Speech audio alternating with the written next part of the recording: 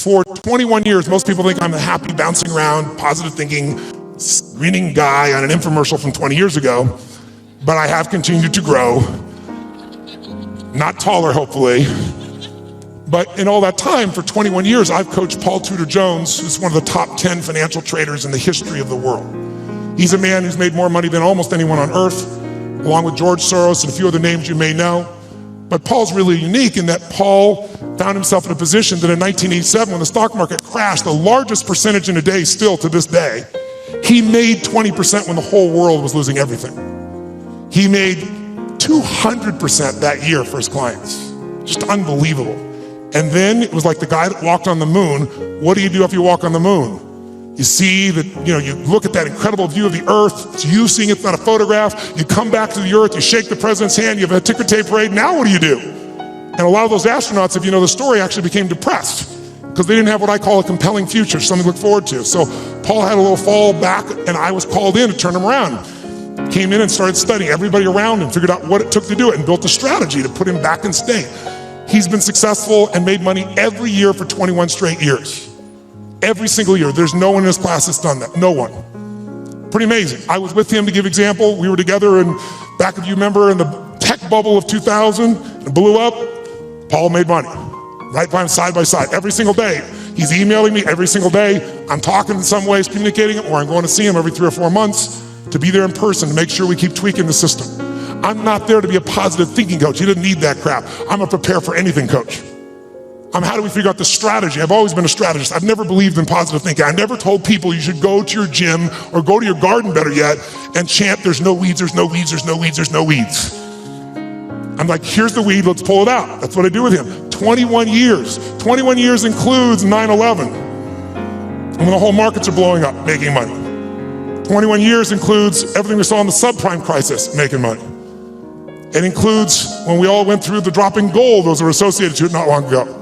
So I've been there with all those pieces and I got a chance to learn from this guy side by side and I've been able to contribute to him in a significant way. So I got access. So I decided I'm gonna go find a way to interview the 50 most influential, financial, brilliant minds on the face of the earth. Not people you read on the internet, not people on television screaming at you what to buy and telling you to go to some mythical mutual fund that gives you 12% every year and it doesn't exist, but the real guys and the real ladies that do it.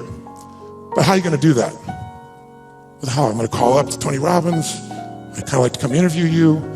You're worth $27 billion and I'd like your time. You have to engage people. So I'm gonna show you some ways to do that. I'm gonna tell you when you can engage people, there is no limit to the resources you can access. If you want real wealth, wealth is access to resources. It doesn't have to own them all, just access to them all. You can do whatever you want, go wherever you want to go. That's real wealth. And you can do it if you can engage people. And engaging people is finding a way to meet their needs, not yours. If you meet their needs, your needs can be met as well. And it can be done in a way that has integrity and love and vision and creativity, and it can truly be a synergy. Now I'll give you some examples of it just for 2 seconds, then we're gonna do some things that engage this so you get the sense of its value. One of the first people I called on was Carl Icahn. Carl Icahn is a very gentle soul. He's a man who has a hard time expressing his true feelings about things. Who knows who Carl Icahn is? And go to his sense here. He's worth $27 billion. He has made more money. In fact, on the cover of Time magazine, they called him the master of the universe because Kiplinger did a little study and found out Warren Buffett is not the most profitable person you could have invested with. Carl Icahn is. In the last 14 years, you would have made 1,600% with Carl Icahn. 75% overall in the S&P with the ups and downs, right? Net, I'm talking about after inflation. If you had invested with him in 1968 in his company, you'd have an average return of 31% for all these decades, doubling your money every 2.6 years. If you're with Warren Buffett, you get a mere 20%. This is an amazing guy. He agrees to the interview. I use every tool I got. I get there, and the first thing he does is he throws out my camera crew. Nope, I don't want this camera crew. I don't want this, I don't want the lights, I don't want this. Like, well, dude, you agreed. I don't care, I changed my mind. Get him the hell out of here. I'm master of the frickin' universe, don't you understand? Says, okay, no problem, let's do the audio. My audio team goes, no audio. I said, what am I supposed to do? He goes, you got a pen? Come on, you got 10 minutes. 10 minutes? All my interviews are supposed to be 45 minutes. The average one went 3 hours. How? Engagement. I figured out how to engage these people and I found something inside of them that really wanted to give. Not to me, they got what the mission was to other people. And I got them telling me things nobody tells them. Jack Bogle, been in the business 63 years, showed up for 45 minutes, 4 hours later left his office. And afterwards he wrote a quote for it and he said it was the most probing, most intense interview you had in 63 years. Provocative and probing is what he said. Now that says to me a pretty cool thing. That means I engaged him better than anyone in 63 years and got those answers, according to him, not according to me. Pretty cool. I went to a guy named Ray Dalio. How many know who Ray Dalio is in this room? Look how few people know Ray Dalio. Ray Dalio has been called the Da Vinci of investing. He's been called the Steve Jobs of investing, but most of you never hear of him because you couldn't access him in a million years. But if you're president of the United States, if you're head of the Fed, if you run China, you know who he is, and I'll tell you why. To work with Ray, first of all, for the last 23 years, he's made 21% per year compounded before fees through all those environments. Unbelievable. But here's all it takes to work with Ray. You need a $5 billion net worth, and $100 million is the initial investment, and that was 10 years ago, and now he won't take your money no matter how rich you are. You're talking to him, and he gets a phone call, and it's the Prime Minister of China who wants some coaching. A large hedge fund might be $15 billion. Ray's $160 billion. I got hold of Ray. Part of what happened with Ray was he'd been a fan of mine, it turned out, for about 20 years. But what I did, I spent 15 hours to be ready to engage him. 15 hours of total immersion so I could pitch and catch with him. So I didn't just talk, I could do it back. He wouldn't just throw the ball, I could throw it back to him. And guess what? At the end, he has built something over the years called his all-weather fund, which is designed to make money no matter what market you're in. You don't have to know the markets. He said, what if I die? Someday I will. How my kids have money? How will my philanthropic areas have money? Here's what I'm gonna do. I'm gonna figure out why a balanced portfolio doesn't work in 2008 or 2000. And everything we've been taught about finance is wrong. And the Da Vinci of investing figured it out and has done it for himself for a decade and a half, and he tested it back to 1925, and it just makes money in any environment. So now his clients get to do it. Not the 1%, not the 0.0, the 0.001%. So I'm sitting down with Ray and I get him to explain how it works, and at the end, we're engaged 3 hours into it, and he tells me how this works, and I said, this is beautiful, but I'm doing this, so I'm not doing this for money, I'm giving all the money away. I want people to have answers, and you just got done saying the average person going to the wealth manager will never work. They can't possibly do it. They might be sincere, they might even put their money in the same place they put you, but how many gold medals have they won, he said. Those are the only people that win. There's only a few. It's a giant poker game with a few winners. So you just said they're not gonna win with anybody else. So I said, this is worthless without knowing the exact recipe. How much in this, how much in that, how much in this percentage, whether I got $1,000 or 20 million, 200 million. He goes, Tony, that's my secret sauce. That's what $5 billion and 100 million used to get you. I said, yeah, but you won't take anybody's money now. He said, yeah, and I said, you're giving away half your fortune with 14 billion. You're a giver. Help a guy out, give me the secret sauce. And he goes, it's really complex. I can't really just share it that way. I said, I know it's complex, but I'm a pretty smart guy and I'm good at simplifying. I believe complexity is the enemy of execution. That's what it is. You gotta make it so simple, people do it. Complexity is the enemy of execution. So I'll get it simple, you get it to me, I'll make it simple. He goes, well, it uses leverage. I said, give me one that doesn't leverage, that anybody could do. They could do it with ETFs. He goes, well, I don't know what that's gonna look like. It won't be perfect. I said, your worst plan is gonna be better than anybody else's best plan. And then he this moment of engagement, this magic moment, he opens up and he goes, okay. And I'm writing like crazy. I got the video camera going. I'm feeling this vibration in my body. I left so excited, knowing it was something special, but not knowing what it was.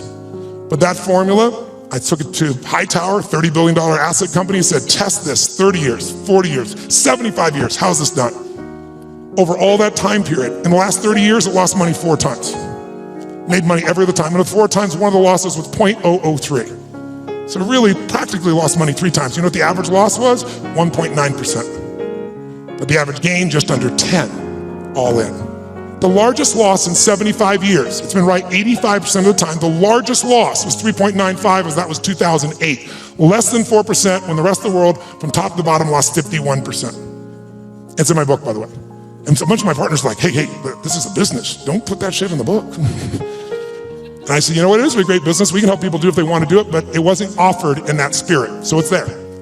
I tell you this because I want you to understand, with engagement, you can get anything. But engagement, I want you to define it, I want you to experience it. And so what's the first thing that allows you to engage somebody? What's the number one thing? Right now, if I said to you, what What is it? How many think Mark is a fairly engaging guy without blowing smoke? How many have to say this guy's pretty damn engaging? Say I. What makes him engaging? What makes somebody you find engaging? What makes them engaging to you? What is it about them? Think about it. Say it out loud. What makes somebody engaging? They're positive? What's that? Eye contact makes somebody engaging. She's talking about another level of engagement. I can feel it right now. What else creates somebody engaging? Come on. Smile. What else makes them engaging? Energy. Passion. Talking the truth instead of what you want to hear. Who loves someone who will tell you the damn truth in the world we do? The world, not even reality television is freaking real anymore, right? Raw and real may not sound good, but it sure feels good because you know it's there. Sincerity, when you feel like somebody, how about caring? When you feel like somebody truly cares about you, does that make you engage more? Right? What makes something disengaging to you? What makes you disengage with someone? Lying, when you can't trust them? Arrogance, when they try to control you? What disengages you? When they come up to hit on you and they're not even committed, you're like the 12th person and you can feel it. When they're insincere, disengages you. What's that? When the communication or the relationship is one-sided, totally disengages you, doesn't it? Inauthenticity. Whereas authentic does engage you, doesn't it? Right? Oh, what's that? Yes, when they're on their phone talking to you while they're also doing something else. How many love this experience? And yet we've made it culturally okay, depending upon what generation you're in. Depends on how your mindset is and where you live in the world, I guess, to some extent. But all the things you said are true. When you feel that someone cares about you, is interested in you, is sincere with you, shares the same interests, is trying to accomplish something, if there's that caring, sincerity, mission, passion, is passion something engages you, yes or no? And then disengagement's the opposite, but all of them start with one thing that I want to do right now so we can shift this gear, because you've been sitting way too long and so quietly, you've been so nice, but this passive learning has got to end now. I just did it so it wouldn't feel jolting when we began. Now we can step into the real game. And here's how I want to do that. First of all, energy. Energy is the base. How many agree energy is engaging? Say I. If you want to change something in your life and you are what I call energy poor, low energy, are you going to follow through, yes or no?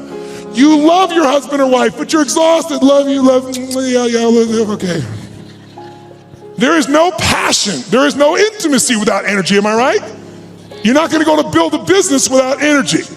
You see this crazy man, he's filled with energy, day and night and day. It's Richard Branson. How much energy does that man have? He's insane in his energy. Anybody I've ever met who really has this compelling ability to engage with people, it's energy, but are they born with it? Some maybe, most not. Because I've interviewed them, I've seen them, and I also see some of them like Richard. Richard is a ball of fire of energy, and then he's not. He's actually a very internal guy in many ways. He's external when he wants to go do something. He's crazy and willing to risk his life, not in business. In business, he goes, okay, I'm gonna take Virgin and make Virgin Airways, so how can I lose? Oh, I'm gonna make a deal with Boeing that if they fail, I get to give them the jets back. That's how he thinks. In his life, let me go in the middle of a balloon in the middle of the sky and hope shit happens. The point is, engaging people have that kind of energy. It doesn't matter who they are, where they are, they have that kind of experience. So what you and I gotta do is we gotta tap that out. So how many of you have had times when you were in the flow, where energy was going through you, like you didn't have to think about it, the right thing was said, the right thing came out of you? Who's been in this place before? Say I. Oh, come on, say I. Who's ever had a time where you did something and after you did it, you thought, I can't believe I said that, I can't believe I did that, that was so stupid. Who's done this before? Say I. Who's done something where after you did it, you went, That was me. I don't know how I did that shit. That was cool shit. Who's ever impressed yourself? Say I. Now you're the same person. How come one situation you're an idiot, the other one you're brilliant? Who's ever forgotten how to spell your own, how to remember, let's say, your own email or your home phone number, or how to spell a difficult word like the? Let me see your hands here. In fact, phone numbers are crazy now for most of us, right? Because now we have this outboard brain. If we lose this brain, we're screwed. I don't even know how to call my mom, for God's sakes, right? You don't know what to do when you don't have this thing. So the point of the matter is, if we increase the energy in the work, so now here's the thing, where does energy come from? Does energy come from sleep? Yes or no? Really? Who here has ever slept 8 hours and still been tired as shit? Let me see your hands right here. Okay, so that wasn't it, right? Is it food that gives you energy? Really? Really? Thanksgiving's coming. I know what you're gonna do, right? You're gonna get to Thanksgiving. It's about giving thanks. You're gonna take care of this nurtured body of yours. You're gonna say, no, give me the vegetables, a little this, a little that, right? Now, what do people do at Thanksgiving? What do they do? Eat everything within reach. And when you're totally stuffed and you can't have another bite, and you say, I'll never what? I'll never eat again. And somebody goes, pumpkin pie? And you go, okay. Come on, who knows what I'm talking about here? And by the way, what happens after? You feel like going for a run? What do you want to do at the end of that meal? Tell me what. Who here has ever fasted for 5, 6, 7 days or more, gone on a fast? Does your energy increase or decrease as you no longer eat? Which one? Increases massively. So if it's not food and it's not sleep, don't get me wrong, those are useful, then what is it? The answer is, it's psychology. It's a mindset. It's a decision inside yourself where you say, I will no longer tolerate low energy in my life, because low energy equals shit relationship. That's a technical term. Low energy means low, lousy business. Low, poor energy means I no longer have the impact on my children. Someone else with greater energy is going to. And if we can find a way to increase our energy, and here's the good news about it, it's psychology and it's movement. The way you move will create it. So I'd like to start out right now with no more passiveness, and let's get active. Who's willing to do this? Say I. Stand up, you've been sitting way too long. Stand up, shake your body out. Shake it out, come on, we've been sitting way too long. Shake it out, shake it out, shake it out. And then before we do anything else, just to get you going a little bit, stretch up a little bit here. Go over to one side, give it a nice deep moan like a little kid. Go, moan. Oh, come on, louder, moan the other side. Back, high-pitched moan. Forward, deep moan. Shake your body out a little bit. Now, here's what I'd like to do. Just get started. Let's set a new standard. And a way to do that with people like yourself who are completely non-competitive is simple. I want you to turn to someone next to you and I want you to point at them and go, I own you. Go ahead, try it. No. I mean, say like, I own you. Come on, do it again. I own you. That means I am challenging you, lazy, tired person. And here's what we're gonna do. Emotion, listen to me now. How many would like to have more joy in your life, more excitement, more passion, more aliveness? Who wants more of this stuff? Say I. Can you have everything in your life work out and still be in a lousy state? Can you achieve your goals and go, woohoo? In fact, in our society, it's almost encouraged, because if you do really well, who's ever lowered your enthusiasm about something you achieved because you didn't want to upset somebody else? Who's done this before? But by the way, it teaches your brain never to go for it, never to feel great. So the first thing I want you to do is really simple. I just want you to try not using your head, but just your body. And I just want you to just turn the person, point at them, go, I own you. Go ahead, I own you. Some of you have to join a group of 3. We're into that, go ahead.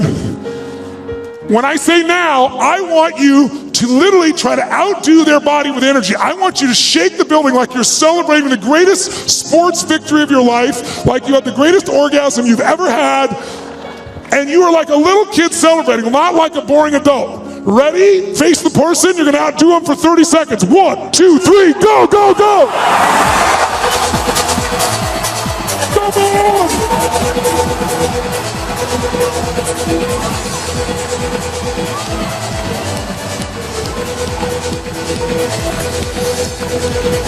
Come on! Come on! Come on! Oh, yes! Now, high five your partner and say, you rock, baby. Now, does that feel better, yes or no? I got a question for you. When you feel better, do you treat other people better or worse? When you feel better, you perform at a higher level or a lower level? When you feel better, you're a better lover or a lesser lover? Good. Now here's what I want you to understand. If you and I can train ourselves to make our nervous system play at a higher level, and that becomes our standard, then all of a sudden it'll feel effortless. But in the beginning, it's like lifting a weight. It feels stupid. It feels like, what is this weird crap? But I'm not into that. I'm not into positive thinking. I'm into results. Who's with me on that? Say I. And every great athlete knows how to put themselves in state. Every great musician knows how to put themselves in a state. We need to be able to do it. And if you try to do it with your mind, you'll succeed sometimes and you'll fail others. Because your brain is always circulating, can always rationalize something, right? But the body, used effectively, can change it all. So I'd like you to try something real quick. If you're a leader in this room, how many consider yourself a leader in what you do for a living? Let me see your hands. I figured almost everybody. So if you're a leader, that doesn't mean other people follow you, by the way. It just means you live life on your terms. You don't settle for less than you can do or be or share or give. So that's your mindset. Then you gotta say, okay, if I'm really gonna be a leader in my life, then I need to own my energy, my certainty. I can't just wait till I feel good to do things. I gotta be able to get myself to feel good. And not phony and not fake. So I'd like to show you as a leader, your skill as a leader, your number one skill that makes you a leader is your ability to influence. Is it true? And who do you have to influence first? That's right, if you can't influence you, you're gonna influence somebody else. But your ability to influence the thoughts, the feelings, the emotions, the behaviors of other people. If you do that, then you will be able to engage the world and yourself. So how do we do that? Well, to influence other people, hear me now, to influence other people, you have to know what already influences them. If you try to get your kid to clean the room the way it would work for you, I promise you it probably doesn't work that way for them. Everyone's different, but there are some universals, and one thing that influences all of us is our state. If you're in a pissed off state, if you ever had a friend do something nice and you're in a pissed off state and you snap at them and you feel bad later on, it was just the state you're in, who knows what I'm talking about here? Say I. So we need to train ourselves to be in a better state. And the second thing that affects what we do long term, besides our state, that's what affects things moment to moment, is we all have a set of beliefs or expectations, or we might call it a blueprint for how life's supposed to be. When life is in alignment with our blueprint, we're happy. When we're not, we're upset. Sometimes there's nothing wrong with life, we just need to update our blueprint. So for this brief session, let's start with just changing our state, and let's learn something about how your brain blueprints things. So I want you to try something with me. Take your hands out like this, and when I say now, I want you to bring them together like this. When I say now. Thank you. All right, ready? Now. Ready? You can hear the entrepreneurs in the room. They're not waiting, baby. I'm going. I'm ready. I love it. Now. Ready? Now. Ready? Now. Keep your hands together. 32 years of research in 160 countries shows something really simple. As often as you pull your hands apart and bring them back together, if I don't mention it, you will always run the same pattern with the same thumb on top. In fact, notice which one it is. And I like, just try it, see what happens. Do it again. Ready? Go. Ready? Go. Ready? Go. Ready? Change thumbs. Go. What's that look on your face? Why does your face look like that? How many feel like this feels a little weird to change thumbs? Let me see if Joe's hands here. Right? Now, try it again. Do it the normal way. Watch how good you feel. Ready? Go. Ready? Go. Yeah, I'm good at this shit. I can do this. Try it the other way. Ready? Opposite thumb. Doesn't look, your faces look really bizarre right now. Now, some of you say, I want to change my business, I want to change my life, but you're really upset about the thumb move. We're really having some problems here. Let's go back to your normal way one more time. Ready? Go. Ready? Go. Keep your hands together. Truly, 32 years of research has found something interesting about the pattern of how you hold your hands when they come together. If your left thumb is on top of your right thumb, then the driving force in your psychology is the desire for sex, and you're an incredible lover.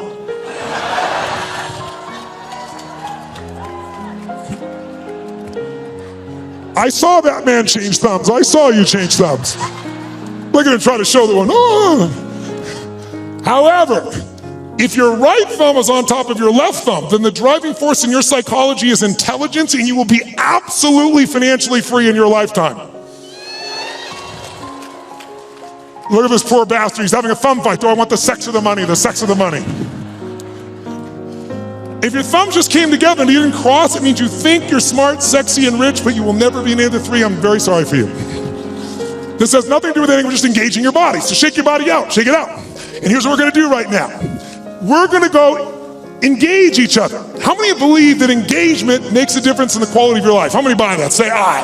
How many think engagement makes a difference in how happy you are? Say I. If you think engagement will affect your business, say aye. So then why don't you engage? The answer is you do. The question is what level? Right? We all engage. Do you engage at a low level, a deep level? Do you engage the mind? Do you engage your own mind and heart? Other people's mind and heart, or just their head?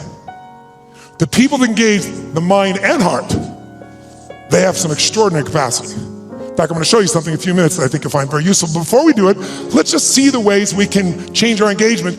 Most of us do this unconsciously. I want you to become aware of how you change your state of engagement. So when I say now, I'm going to ask you to walk around this room and introduce yourself to as many people as you can. I start most seminars this way because I want people to see something inside themselves they don't notice usually. And that is when you go to introduce yourself, though, I want you to do it in a very specific level of engagement. I want you to go up to people where you're really not wanting to engage. You're just doing it because you should and it's polite, but it kind of annoys you. Who knows what I'm talking about here? So when you walk up to them, I want you to literally walk up to them like you're doing this because you have to, but you really are annoyed by this. Like, this is a stupid exercise. Why should we have to do this shit this guy Robbins is saying? Why do I have to shake your hand? You don't say that, you just think it. What do you do when you're a little annoyed with your face? What do you do with your body when you're a little annoyed or a little frustrated or it's a waste of your time? What happens around your eyes? How do you walk to somebody when it's a waste of your time? How do you shake their hand? I want you to notice specifically while you do this, two things. One, how does it feel to be greeted that way? That'll be obvious. But more importantly, what do you have to do to lower your engagement to this level with your body? Because if you become aware of your body, you can change your engagement that fast. I want you to see if I'm annoyed, a little frustrated, and I want you to play like a kid, like you're really doing it. If you're like, you'll go, all right, let's do this stupid exercise. You'll get nothing out of it. Really put yourself like, I have to shake their hand, I don't want, hi. And just notice, what do you do with your face? What happens to the tension, your face, your breath, your neck, your shoulders, your hands, your voice? And I want you to get to as many people as you can over a minute and a half. Ready? Introduce to as many people, and it's a waste of your time. In fact, let me show you what it looks like before you do it so you're clear. Sir, you, come here, come here. What's your name? What? Lewis? Get out of here. Give him a hand, it's Lewis, ladies and gentlemen. It's Lewis.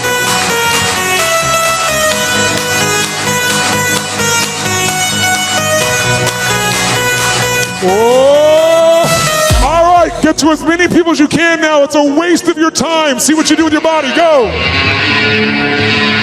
Stop, freeze, wherever you are in the room, freeze. Shake your body out of that state. Now, when I said freeze, that wasn't hard for many of you because you didn't go anywhere. Hi, that shit's over. So, question, shake your body out of that state so you have none of that left. All right, question. And we've got in this room, what, 6,000 people, 7,000, 8,000, whatever's in this room. I think it's 6,000 people. I'd like if you would to yell the answer, because we have people from virtually every country in the world here, and see what really happens. I want to see if we got a measure. Raise your hand and shout yes if you made a significant change in your body to go in that state. Say yes. Great. Did you change the muscles in your face, yes or no? Yes or no? Did you change the way you moved, yes or no? Did you talk louder or quieter? Which one? Did you talk faster or slower? Which one? Did you go straight for him or did you hesitate? Which one? Now, by the way, I could go through 20 of these, and if you notice, every country in the world, I think, is represented in this room. Every belief system, every background, every sexual preference, every spiritual preference. Everyone in this room is different, comes from all kinds of places. Every one of you to feel this way are doing the same things. Because the one thing that's universal in engagement is if you engage your body one way, you're going to feel like shit. Another way, you're going to feel incredible. But if you're unaware of it, you let the environment control you. Become aware of it, you can take charge. Like knowing the buttons to your brain. How many follow? Say aye. So that's what that one does. Now let's contrast it to a totally different state of engagement. Who's ever wanted to engage with somebody? A man, a woman, a person you wanted to employ, somebody, a client you wanted to gain, and you wanted to engage with them, but you were afraid they wouldn't engage with you fully. You're afraid they'd reject you, and that fear was really strong and held you back. Who's had this experience before? Say aye. Good. If you don't raise your hand, you lie about other shit too, so I understand that. So here's what I'd like you to do. When I say now, I'm going to ask you this time to greet people in a different level of engagement. I want you to greet them as if you're deathly afraid they're going to reject you. But to do this, I want you to be like a little kid again. Because when adults We're all achievers in this room, right? So we're not afraid. Fear is not a word for an achiever. We just get stressed. Stress, by the way, is the achiever word for fear. You go, no, I'm not scared. I just have to get these things done. I'm stressed out. All these things are done. Well, what if you don't get them done? I have to get them done. But what if you don't? Well, then the thing will fall apart. What if it falls apart? Well, then it'll fail. What if it fails? Then I'll be a failure. If I follow the trail of your stress, it will bring me to your deepest fear. So if you own your fear, you can figure out where it is and actually how to change it in seconds. And when fear is no longer around, fear is your only enemy. Because when fear's not there, nothing stops you. Who's with me on this? Say aye. But we don't call it fear because that doesn't seem cool to us. We're all adults. But kids, will kids show their fear? Oh yeah. They'll do it. They'll make sounds. They'll do everything. So what I'd like you to do this time is when you greet somebody, I want you to exaggerate like you're deathly afraid. Like, hi. How you doing?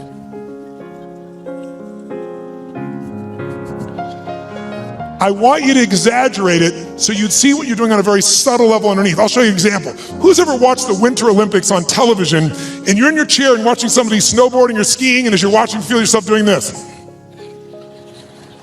Who knows what I'm talking about here? Say aye. So I'm gonna ask you to exaggerate so you notice it. So please play full out. It's the only way you're gonna see what you do, and see what do you do differently with your face, your voice, your body when you're really afraid. And it'll show you contrast. Just for 1 minute, as many people as you can, totally exaggerate, you're deathly afraid, go, greet them, greet them, greet them.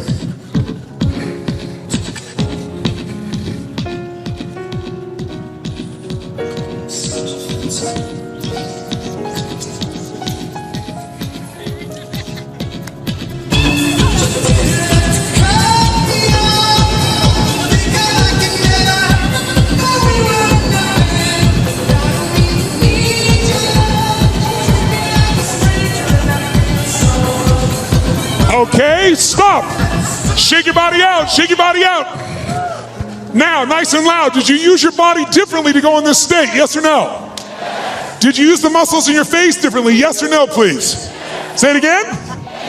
Did you talk louder or quieter than you were annoyed? Which one? Faster or even slower?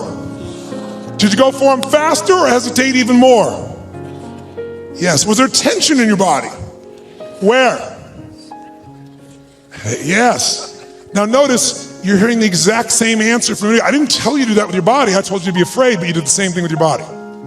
We're all unique, but you have this gift that our Creator's given us called the nervous system. Use it one way, you'll feel afraid. Use another way, you'll be annoyed. Use another way, you can feel incredible. So let's find that. Shake your body out one more time. Shake it out like a little kid. This time when you go to greet people though, how many of you in this room own your own business? Let me see your hands. Own your own company. Let me see your hands. How many of you are leaders in a company where you have to lead and influence significant numbers of people? Good. How many of you in this room are parents? Let me see your hands. Good. How many of you in this room have a relationship with a human? Let me see your hands. Then this shit will work for you. So here's what I want you to do. This time when you go to greet somebody, I want you to do this. I want you to greet them as if, whether or not they like you or not, in the first 3 to 5 seconds of meeting you, is going to determine whether or not they do business with you or not, which is going to determine whether or not your kids eat next week. Okay? By the way, human beings never judge another person in the first 3 to 5 seconds of meeting them, would they? Would they? So if they, and some of you don't have kids, so let's make the game more intense. If they don't like you in the first 3 to 5 seconds of meeting you, then everyone you care about dies like pigs in hell. That's all. That's all it is. Okay? That's how important. Let's see if you use your body differently if everyone you care about's on the line and they gotta like you in the first 3 to 5 seconds. Ready? Go, go, go. Oh, yes. Now, shake your body out. Does that feel better, yes or no? Yes or no? Did you use more of your body or less of your body? More of the muscles in your face or less? More of your voice or less? Did you talk louder or quieter? Faster or slower? Did you hesitate or go straight for them? Did you touch them? Did it feel good? Why? You should have seen who I touched. Why did it feel good? You forgot the lesson already. Because emotion is created by motion. And the more you use of the gifts that you've been given, the more of those gifts you experience. See, this is a gift that most of us don't pay attention to, especially in a world where everything we do is in a box. What do people do? They wake up, have a box breakfast, get in their box car, drive to their box office, type in a box, have a box lunch, drive back home in the box, turn on a box, go to a box and open up, get a cylinder to change their state. Right? It's like, that's crazy, right?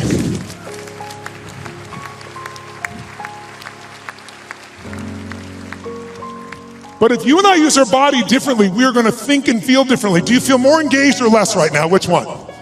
Did you engage others more or less? Now, by the way, was that the best way you could greet someone? By the way, did it feel, first of all, did that feel good? Yes or no? Make some noise if you enjoyed that feeling. Come on, make some noise. So question, was that the best greeting you're capable of giving a total stranger? Yes or no? Yes or no? Yes or no? Wow, listen, you hear some yeses and some nos. If you're saying no, that's not the best you could do, should we review the experience here for you? We said if you don't give your best, everyone you care about dies like pigs in hell, and you still didn't give your best. We need to talk. If you said no, I respect you. You know why? Because if you said no, that wasn't my best, you were being truly truthful, because whenever we get to what we think our best is, what do we always find? There's always what? Come on, guys. There's another level. Is it true? So if you said no, I respect you. So I'm going to ask you to take it up one more level. You say, what are we going to do? Get naked? No. What I want you this time is I want you to greet people as if they're your best, last person on earth you've loved, you've missed, your best friend, your lover. Be like, oh my God, look, it's Mary. There she is. Oh my God. Oh, wow.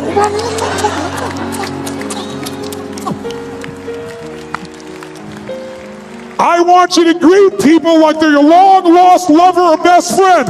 Ready, go, go, go! Oh, let me hear you, come on! Oh!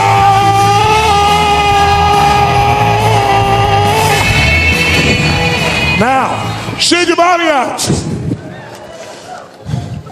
Does that feel better? You feel more alive or less alive? More energy or less energy? Did you use more of your body or less? Did you use more of your face or less? More breath or less breath? Did you talk louder or quieter?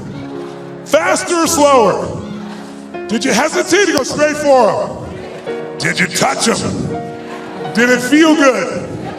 Why? Because emotion is created by. Now, the more you use of this, the more you're going to have. By the way, the more you use of this, the more you'll engage other people. We talked about Robin Williams. How freaking crazy was he in the use of his body? He used everything. That's why he could reach everyone and accept himself. So we're going to make sure you do yourself and everyone. Because the first engagement's inside. How many feel much damn better right now than when we were sitting here before? Say, ah! So we want to use this. This is not something you just engage in one time. If you become engaged, you can engage anyone else. If you sincerely care about them, if you're looking out for a way to support them and yourself, but you're not going to do it if you're low energy, poor energy. You want to be energy rich. Now, if you do this and you sit down and you don't drop out of state, this energy is still available to you once you turn it on. How many, by the way, feel like sitting down right now? How many feel like rocking and doing something? Let me see your hand. Just say, ah. Because life is momentum, isn't it? Just like business is momentum. Emotions momentum, sports momentum. So you can build your own momentum, but what you gotta do is you gotta do the simple practice of putting yourself in a peak state. Because why? Peak performance comes from being in a peak what? Say, Tony, what am I supposed to do? Go to the president of Microsoft and go, Charlie! I bet it'll change your state. No, but if you start within you, even if you only show a portion of it, like a tip of the iceberg, people feel there's something deeper underneath, even when you don't say it. They sense what's in there. And when that's there, you can have a much deeper impact. Now, why did you come to this conference? Tell me, anyone, why did you come to this conference, sir? To grow what? What's it? To grow what? To grow inside as an individual. What did you hope would happen if you grow inside as an individual? I'll be a better person. If you're a better person, what will that give you? A better life. And if you have a better life, what will that give you? Happiness. So he's got a long story, but he just freaking wants to be happy. And most of us have a long story. If I do this and this and this, if I have 14 perfect children, if I change the world, if I make $1 trillion, if I do these things, then you have some people it's happy, some people it's free, some people feel a life of meaning, some people say I'm lovable or I'm loved. We all have different words, but we're after emotions. Everything you do, and most of us in this group are pretty intellectual individuals, pretty smart individuals, at least we think we are, but this gets in the way often of this. And we forget this is what we're after.